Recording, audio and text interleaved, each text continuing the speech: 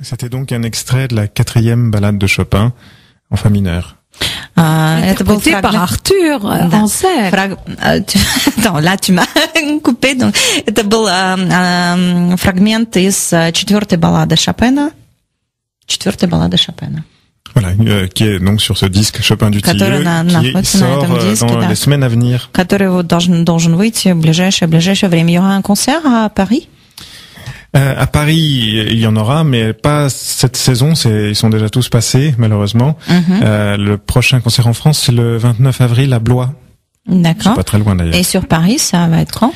Sur Paris, ce sera au mois de novembre, si je me souviens bien, mais je me souviens plus de la date. Fin novembre. D'accord. Et vous allez pas faire quelque chose au Centre culturel russe? Pardon, je pose cette question. En fait, c'est pas encore déterminé, mais défini, mais on pense que probablement on va faire la présentation de notre festival d'été au Centre culturel. D'accord. Mais c'est pas encore, on sait pas encore la date, comme d'habitude. Parce que je pense qu'à l'ambassade de Russie, au Centre culturel russe, elle serait vraiment super heureux de vous accueillir. On a très envie de le faire, mais comme d'habitude chez les Russes, et j'adore ça, on peut faire beaucoup de choses au dernier moment. Donc on attend. C'est vrai.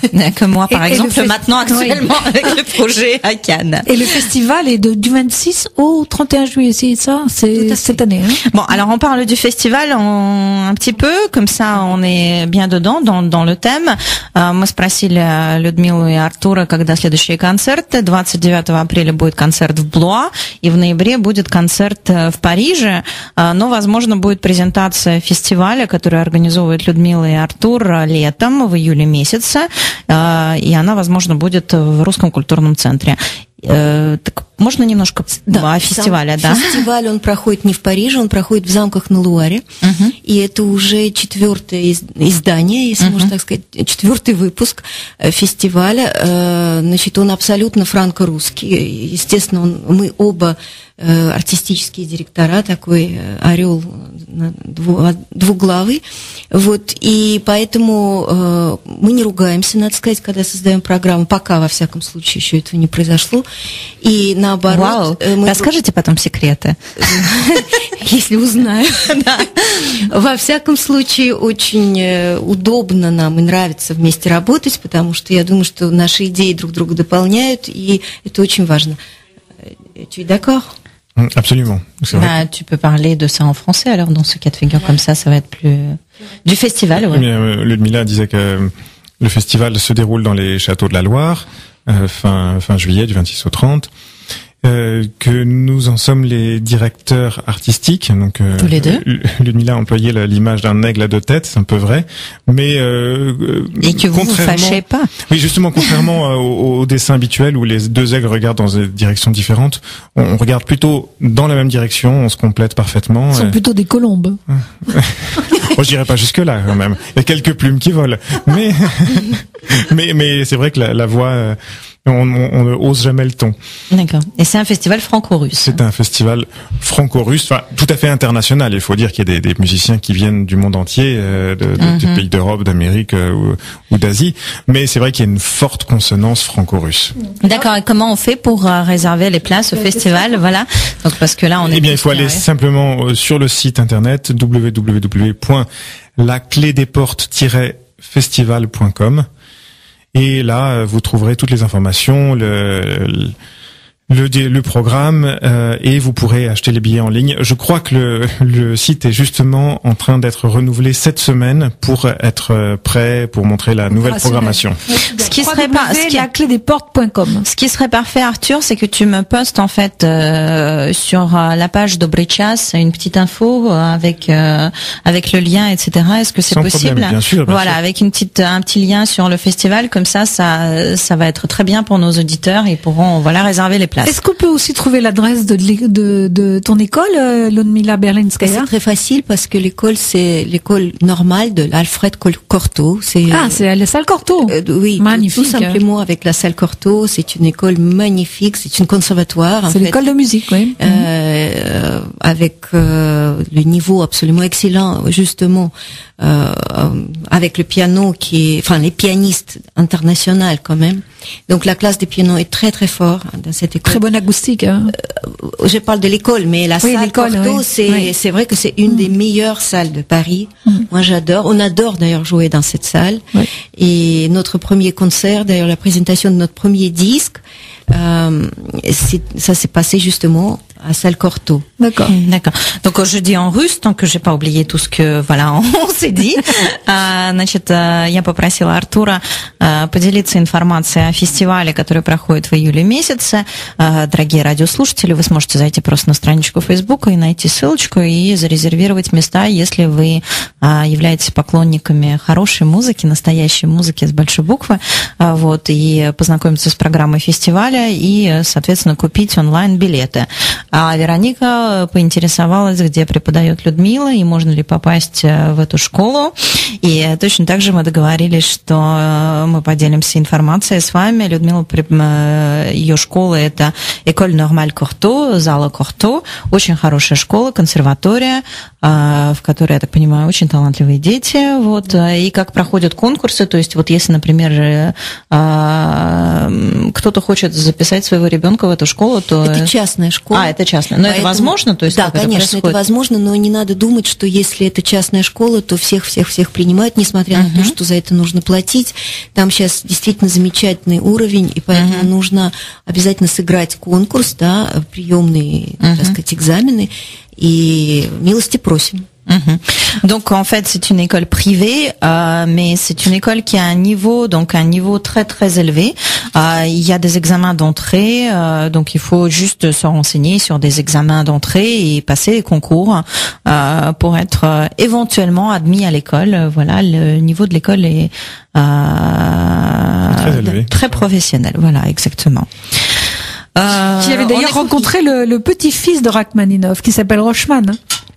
On écoute encore quelque chose? Alors qu'est-ce qu'on entend? On écoute maintenant Ludmila et Arthur, oui. Un petit extrait de notre premier disque à deux pianos qui est sorti il y a 3 ans. Et dans lequel vous pourrez trouver la suite de Casse-Noisette Tchaïkovski. On écoute un extrait. Alors en russe? Отрывок из суиты «Щелкунчик».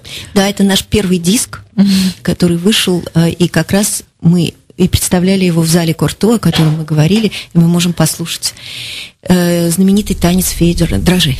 Вау!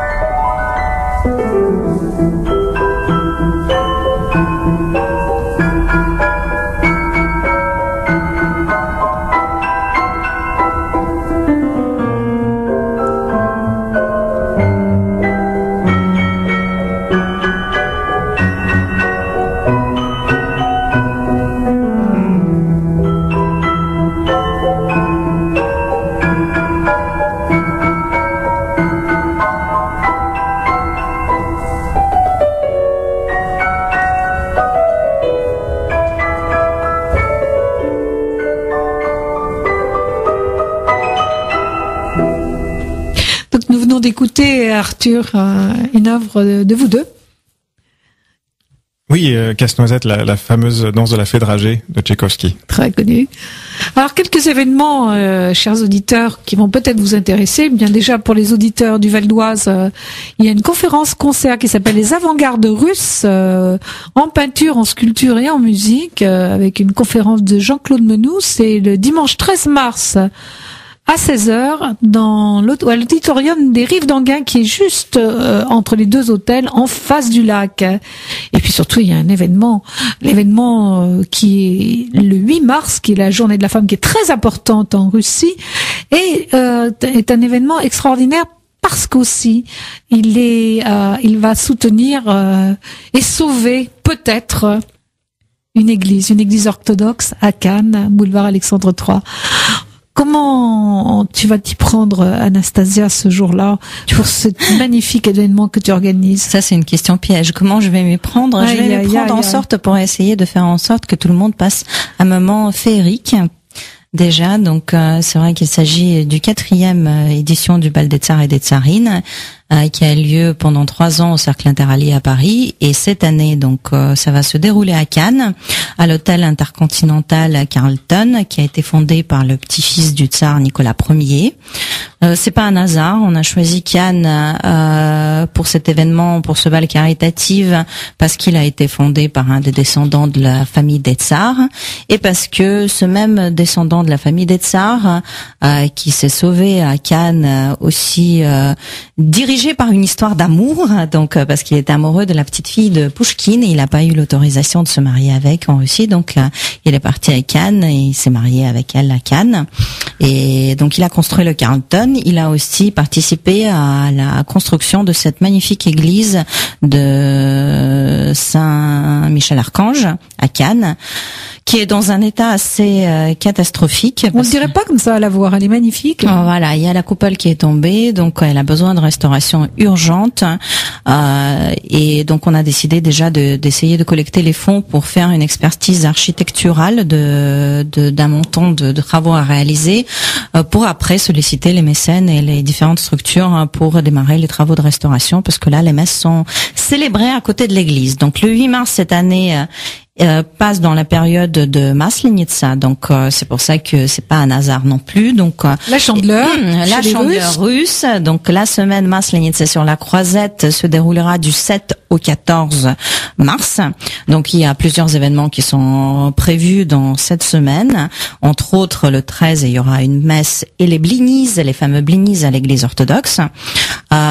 Pour les réservations, vous pouvez aller aussi sur la page Facebook si vous voulez faire participer à l'événement ou faire juste un don. Vous avez cette possibilité. Si jamais vous pouvez pas aller à Cannes, vous pouvez toujours essayer de faire une contribution pour nous aider dans cette cause. Il reste encore de la place? Il reste un peu de la place, oui. Il reste un petit peu de place. Oui. Bon, heureusement que la salle de Carlton est grande, donc on peut pousser les murs. Comme disait la belle-mère de Cendrillon, c'est pas grave, le palais est extensible. Est extensible. On va pousser les murs pour faire entrer le maximum de personnes.